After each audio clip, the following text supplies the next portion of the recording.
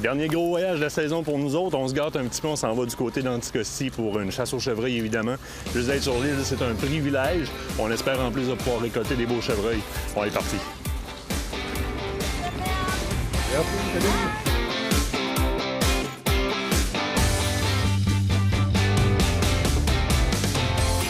Et c'est un départ pour l'équipe de loisirs chasse et pêche à l'aéroport de Montjoly pour un vol d'une 50aine de minutes.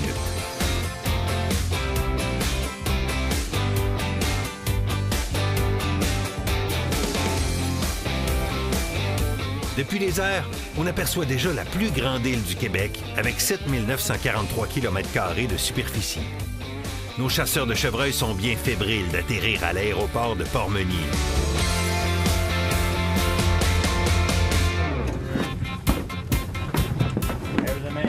Hey, comment ça va, toi? Ça va bien? T'es en forme? Ben ouais, bienvenue à Anticosti. Merci. Content de te voir? Ben oui, ben oui. C'est Robin Plante de la CEPAC qui nous accueille, ainsi que notre guide pour la semaine, Yann Boulay. Le village de Port-Meunier compte une population totale de 240 habitants permanents. En fait, les chevreuils sont beaucoup plus nombreux. La population serait d'environ 166 000 bêtes. À Port-Meunier, ils sont même domestiqués, car la chasse y est interdite autour du village, tout comme dans le secteur de Baie-Sainte-Claire.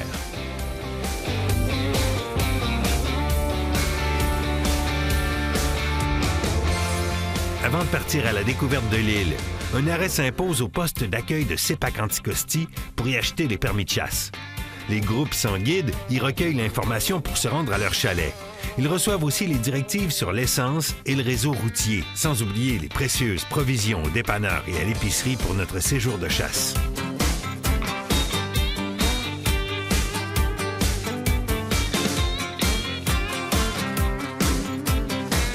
Une fois qu'on a fait tous les arrêts obligatoires, c'est le vrai départ en direction de notre secteur de chasse Brick avec notre guide, Yann. Une distance de 135 km est à franchir sur une belle grande route sécuritaire entre Port-Meunier et notre chalet, Brick-la-Roche. Sur notre chemin, nous avons le privilège de découvrir de magnifiques paysages, comme la majestueuse rivière Jupiter. La pureté et la transparence de ses eaux émeraudes en font l'une des plus belles rivières à saumon du Québec. En été, vous pouvez y pratiquer la pêche à la mouche sur une longueur totale d'environ 50 km.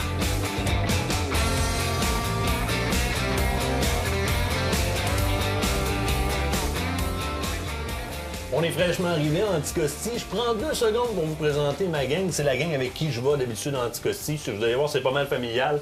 Ma marraine, ma tante, Nicole. En arrière de moi, mon oncle Mario. Mario! Mon oncle Mario.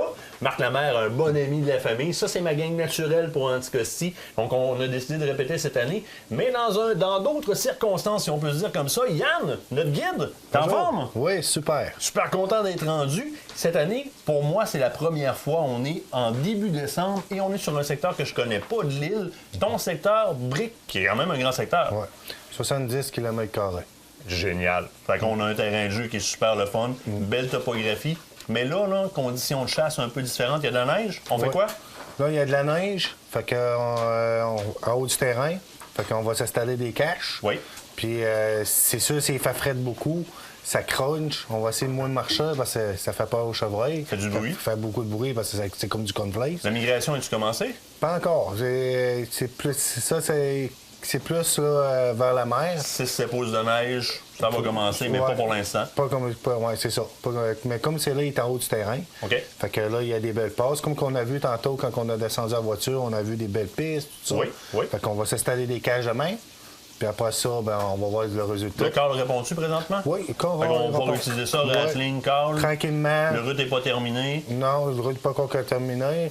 On commence à grandir tranquillement, faire un peu de rattling.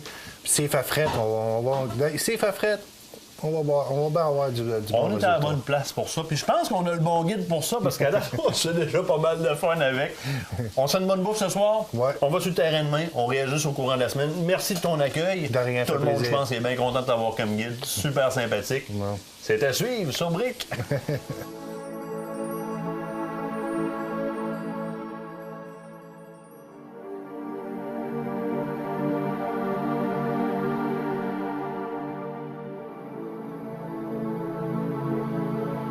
Premier matin de chasse, on va s'assurer que nos armes n'ont pas été désajustées de façon majeure dans le transport. Puis on va faire les petits signalages de fin aussi avant d'aller à la chasse. Donc on s'installe, on tire quelques projectiles, voir où est-ce que ça en est avec cet ajustement-là.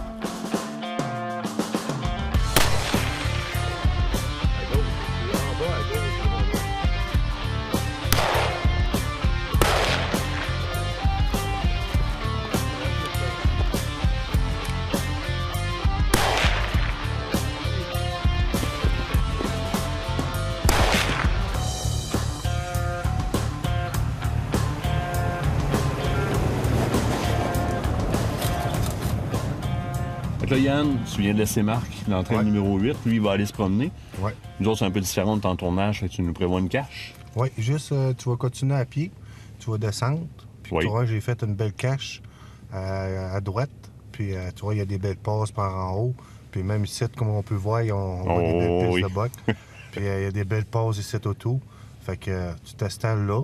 Fait qu'à midi, autour de midi, je vais venir te voir, puis après ça, ben on va voir pas quoi. Il va se passer après. Si on s'en prend une cache ou si on s'en va marcher en sentier. Pas de trouble. Yes, c'est bon, on s'en va là-bas. Ouais. Merci. Hey, merde!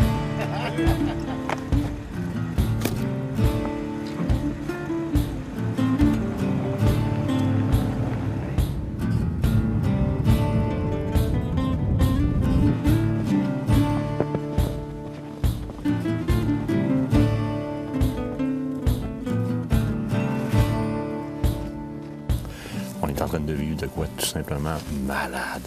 On est sur l'île d'Anticosti, il y a eu une belle neige cette nuit. Les arbres sont recouverts de neige, c'est incroyable. La chance qu'on a d'être ici, là, moi je la connais cette chance-là. Je suis content d'être là. Là, ce matin, techniquement, il a neigé cette nuit, il a fait très noir. On est vraiment sur la fin du rut, on est dans la première semaine de décembre. On est pas mal post-rut, mais il y a encore des gros mâles qui vont sortir sur les odeurs et sur le rattling. Alors, ce que j'ai fait, c'est que j'ai été faire quelques petites stations d'odeur sans exagération. Donc, 2 diffuseurs d'odeur avec une urine de boc, évidemment de la phéromonette avec les phéromones dedans. J'ai aussi ajouté des phéromones dans du préorbital, comme Stéphane le fait souvent, pour aller faire quelques petites stations d'odeur en se gardant une certaine gêne. Et là, ce que je vais faire, oui, je vais faire du rattling quand même, parce qu'à ce temps-ci de l'année, les mâles dominants vont quand même répondre sur leur territoire, donc ça peut nous donner une bonne chance. Mais au départ, là, je suis content, on est chanceux d'être là, c'est vraiment beau.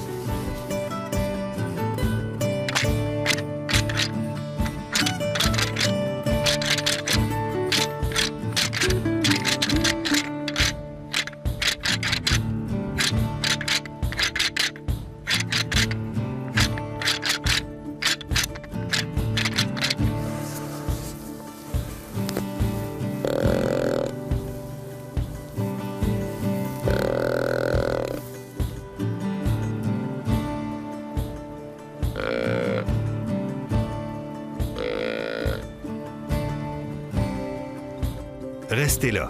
Notre chasse au cerf de Virginie à l'île d'Anticosti se poursuit après la pause.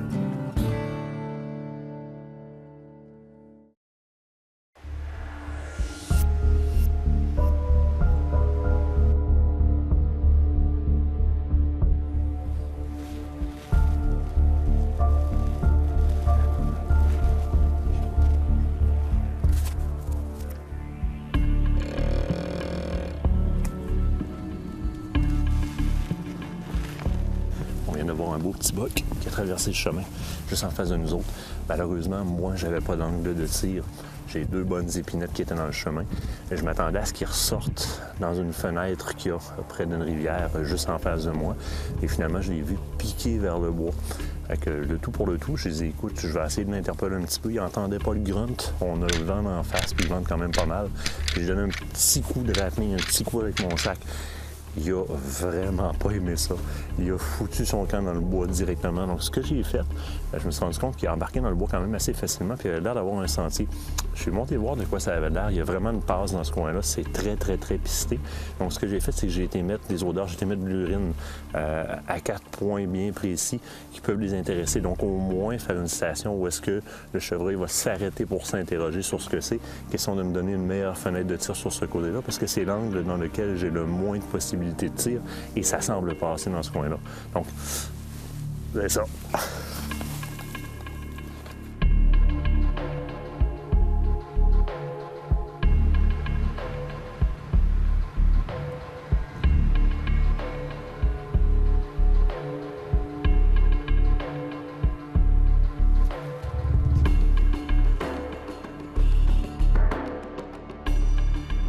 Premier matin de chasse dans le secteur brique, moi, j'aurais dû gager. T'aurais dû. Ma tante Nicole, qui est pas mal tout le temps en première, c'est celle qui nous fait la barbe. Première à récolter une belle femelle par un beau petit matin enneigé comme ça. Génial. Contente? Très. T'es en train de faire la barbe au gars, va falloir attacher notre sucre. On va se forcer, là. Ouais, c'est pas fini. On s'en va dîner, puis on retourne dans le bois. On va aller égaliser ça.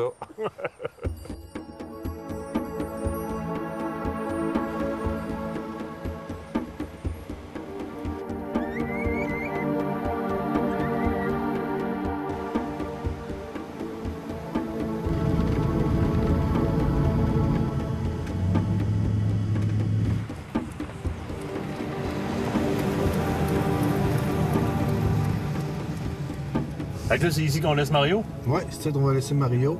Mario, la cache est là. Oui. Elle est petite. Oui. Tu vois, là, il y a une petite plaque là-bas, là, Oui. au milieu du chemin, une plaque d'eau, là. Oui. C'est là qu'il passe. Parfait, OK. Fait que si tu le vois, là, qui sort, puis à l'idée de rentrer en bois, lâche un cri. Ça va le figer. Fait que quand il va figer, là, prépare-toi, puis mets-y ça dans l'épaule, puis paf, lâche le coup. Parfait, mon chum. On se voit On ça. se voit pour souper. Oui, oui. Oubliez-moi pas, là. Non, on t'oubliera pas, Mario. Non, non, non, non.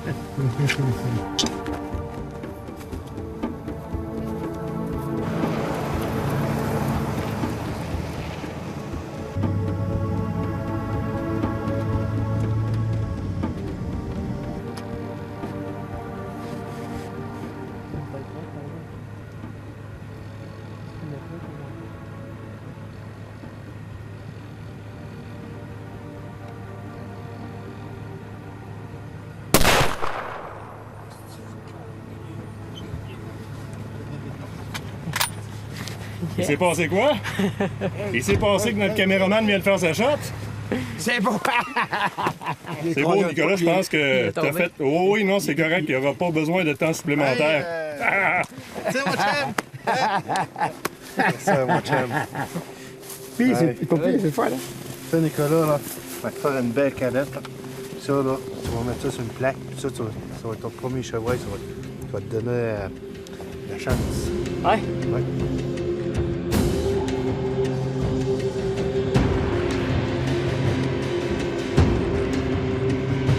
Après un très beau tir de notre réalisateur, c'est au tour de Nicole de vivre l'expérience du Buck Fever.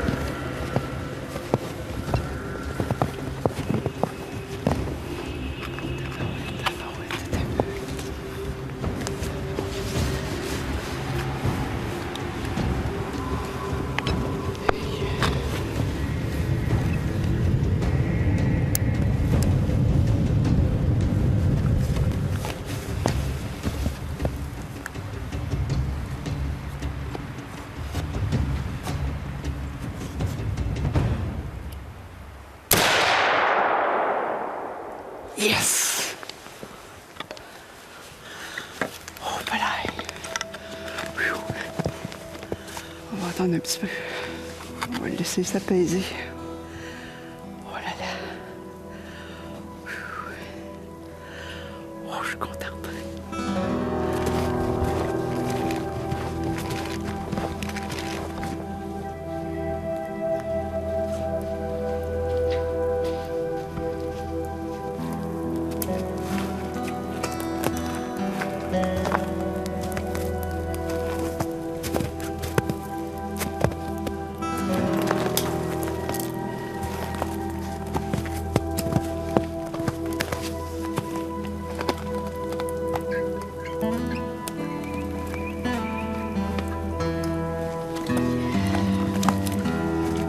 Yes!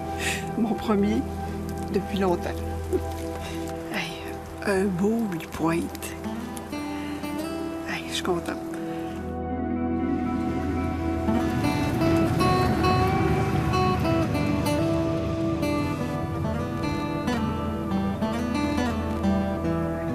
J'ai eu une belle femelle. Hey, Mario! Hey! T'es la rouette! Tu es content? Oui. Hey, c'est un beau tir à bord de ça? Plein Ouais. coffre en plus. Elle a pas dû faire bien long, hein? Ben, parti du chemin parce que je 75 pieds. 75 pieds. C'est ce qu'on aime, une belle shot propre. Tabarouette. Hey, on va vider ça. Ah oui. On va vider, il va vider. Il va vider ça, on va y Il faut tenir. voir.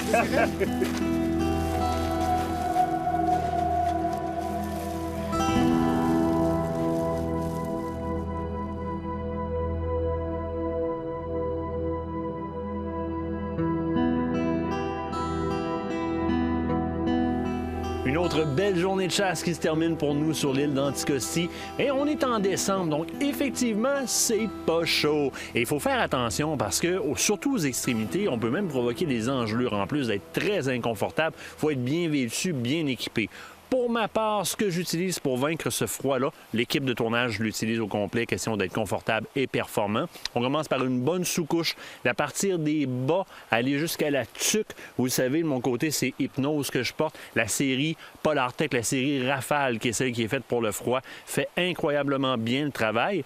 Ensuite, on utilise de notre côté les ensembles de chasse de Nature Mania, l'ensemble pour hiver. Et je me permets même, à cette température-ci, de me rajouter une épaisseur de polar au niveau des jambes supplémentaires. En même temps, ça fait pas de bruit quand les jambes bougent et frottent ensemble, donc ça me donne un bon coup de main. Déjà que la neige fait un petit peu de bruit si je veux me déplacer dans des sentiers. Ensuite de ça, bien évidemment, les supports au niveau accessoires, les chauffe-pieds, les chauffe-bottes, les semelles chauffantes de Thermacell qui sont un incontournable. Hein. La minute que je commence à avoir un petit peu trop froid, donc j'ai déjà une sous-couche qui sort l'humidité. La semelle chauffante me donne un bon coup de main. Chauffe-main, je vais plus avec les petits sachets là, qui durent quand même assez longtemps, mais on a maintenant des moyens technologiques beaucoup plus avancés. Les chauffe-mains de Thermacell font très bien la job. Et j'ai également les chauffe-poches, oui, ils ont appelé ça chauffe-poche, je le sais. Les chauffe-poches de Thermacell qui font très bien le travail aussi. Regardez la surface, ça me permet de les mettre dans ce sens-là, dans le fond de mes poches, et de venir me mettre le dessus des doigts. Question de me réchauffer un peu les doigts. Donc, bien habillé, bien équipé et des chauffe-poches. C'est pas chaud pour la pompe à l'eau, chauffe-poche. Je vous quitte, je m'en vais me réchauffer.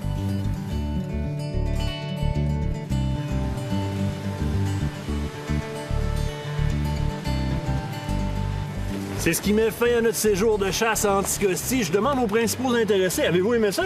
On a adoré ça. Ouais, on a eu du fun. C'est sûr que le principal de l'activité, c'est la chasse. Évidemment, on est dans un endroit qui est fantastique pour ça. Mais par-dessus tout ça, c'est l'expérience qu'on vit avec les amis, avec la famille, comme ça. Et la relève, mon réalisateur Nicolas Tivierge, qui faisait partie de notre groupe de chasse cette année, c'était génial. Et cette année, on avait un bel ingrédient aussi. Mon ami Yann, qui nous a guidés, qui a fait un excellent job. Gênez-vous pas à le demander. Il est pas de trouble. Il embarque dans le groupe avec nous autres, puis il a du fun. C'est génial de venir en Anticosti comme ça pour avoir l'opportunité de voir autant de bêtes, de faire des chasses qui sont particulièrement faciles. On va se le dire, il y a beaucoup plus de bêtes ici que sur le continent. Et de pouvoir le faire avec une gang comme vous autres, moi, je vous remercie parce que j'ai passé un très beau voyage, principalement grâce à vous autres, par-dessus la chasse, par-dessus les chevreuils. C'est une expérience fantastique. Je vous le souhaite de le vivre. Allez-y avec la famille et avec les amis. Vous allez avoir du fun.